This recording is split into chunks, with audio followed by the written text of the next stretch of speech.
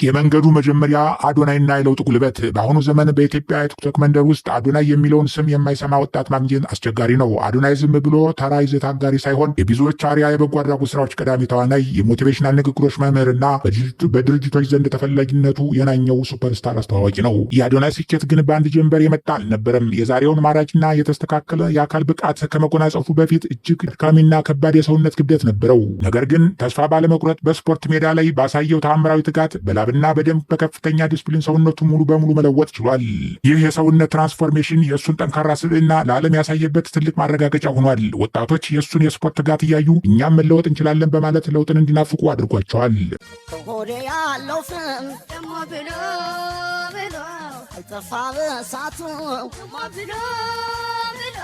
ጃኒ የደስታና የሳቅ ምንጭ። በሌላ በኩል ደግሞ የቲክቶክ ገጽን በሳቅ በደስታና በፖለቲካዊ ባልሆኑ ቀለል ባሉ አዝናኝ የቀጥታ ስርጭቶች የምታደምቅ አንዲት ድንቅ ወጣት አለች። እሷም ጃኒ ናት። ጃኒ በተፈጥሮ የታደለችው ማራኪነት፣ የንግግር ችሎታና ተመልካችን የማዝናናት ብቃት በአጭር ጊዜ ውስጥ እጅግ ተወዳጅና ዝነኛ አድርጓታል። ጃኒ ወደ ቀጥታ ስርጭት ስትገባ የሺዎች ስልክ ስክሪን ይበራል። የእሷ የቀጥታ ስርጭት አሰልቹን ቀን ወደ ፈገግታ የሚቀይር፣ ሰዎችን ከጭንቀት የሚያላቅቅ አስማት አለው። በቲክቶክ ማህበረሰብ ዘንድ ያላት ተሰሚነትና ተወዳጅነት ቀላል የሚባል አይደለም። ሆዴ ያለው ፍም ደሞ ብሎ አይጠፋ በሳቱ ብሎ የሁለቱ ከዋክብት መገናኘትና የአራት አጋሮች መፈጠር። እነዚህ ሁለት የተለያዩ ማራኪ ተሰጥኦ ያላቸው ወጣቶች ጠንካራውንና አነቃቂውን አዶናይ እንዲሁም ደስተኛዋንና ሳቂቷን ጃኒ በህይወት አጋጣሚ ተገናኝተው የፍቅር ህይወት ሲጀምሩ የቲክቶክ መንደሩ በደስታ ተናወጥም። ፍቅራቸው ለሰዎች ሁሉ የሚቀናበትና እጅግ ማራኪም ነበር። አንዳቸው ሌላላቸው ያላቸው እንክብካቤ፣ አብረው የሚሰሯቸው ቪዲዮዎችና የሚያሳያቸው መተጋገዝ የብዙዎችን ልብ መማረክ ቻለም። በሂደትም ሁለቱንም እኩል የሚወድና ፍቅራቸውን የሚደግፉ አራት በመባል የሚታወቁ የጋራ አድናቂዎች ተፈጠሩ።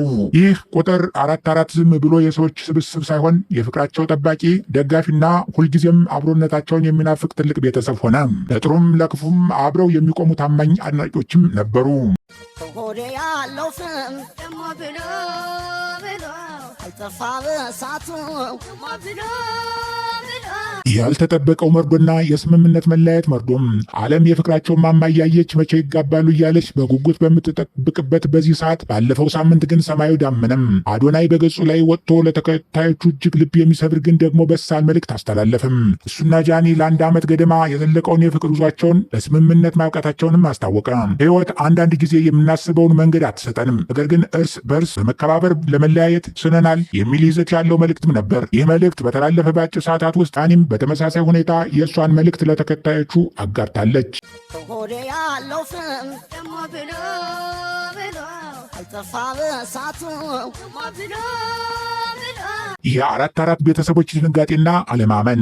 ይህ ዜና እንደ መብረቅ ድንገት ሲወርድ እነዚህ አራት የተባሉት የጋራ አድናቂዎች ማመን አልቻሉም። ማህበራዊ ሚዲያውም በድንጋጤና በሐዘን ተሞላ። ይህ ሊሆን አይችልም፣ ምናልባት ቀልድ ሊሆን ይችላል። እንዴት ያን ያህል የሚያምር ፍቅር በአንድ ጊዜ ይፈርሳል? አዶናይና ጃኒ ካልተሳካላቸው ፍቅር የሚባል ነገር የለም እያሉ ብዙዎች ተስፋ መቁረጣቸውንና ዜናውን በፍጹም ለመቀበል ፈቃደኛ አለመሆናቸውን በተለያዩ አስተያየቶች አድናቂዎቻቸውም የእውነት መለያየታቸውን ለማረጋገጥ ግራ ገብቷቸው መመርመርም ቀጠሉም።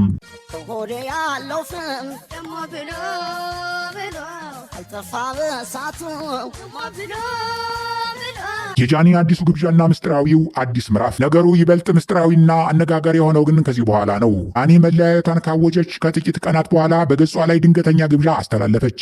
ወደ አዲሱ የህይወት ምዕራፍ ለመሸጋገር ትልቅ የደስታ አከባበር እንዳዘጋጀችና ሁሉንም ሰው በዚህ ፕሮግራም ላይ ታዳሚ እንዲሆን ጥሪ አቀረበች። ነገር ግን ይህንን አዲስ የህይወት ምዕራፍ ከማን ጋር እንደምትጀምረው በግልጽ የተናገረችው ነገር የለም።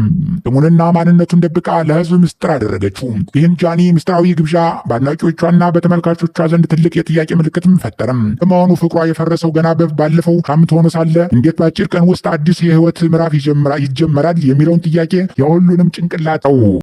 ሆዴ ያለው ፍም ደሞ ብሎ አይጠፋ በሳቱ ብሎ የግምት ማዕበል፣ የጣት ቀለበት ወይስ የፍቅር መመለስ? በአሁኑ ሰዓት ማህበራዊ ሚዲያው በተለያዩ ግምቶች ተሞላ። ጃኒ ሚስጥሩን ባታወጣም የአብዛኞች መልካች ልብ ግን አንድ ነገር እያለ ነው። ብዙዎች ግምት ይህ ፕሮግራም ሌላ ሳይሆን የጃኒና የአዶናይ የጣት ቀለበት የማሰር ስነ ስርዓት ሊሆን ይችላል የሚል ነው። አድናቂዎች እንደሚሉት ወጣቶች መካከላቸው የነበረውን አለመግባባት በውይይት ፈተው ወይም ደግሞ ህዝቡን ሰርፕራይዝ ለማድረግ አስበው የሰሩት ድራማ ሊሆን ይችላል ብለው ያምናሉ።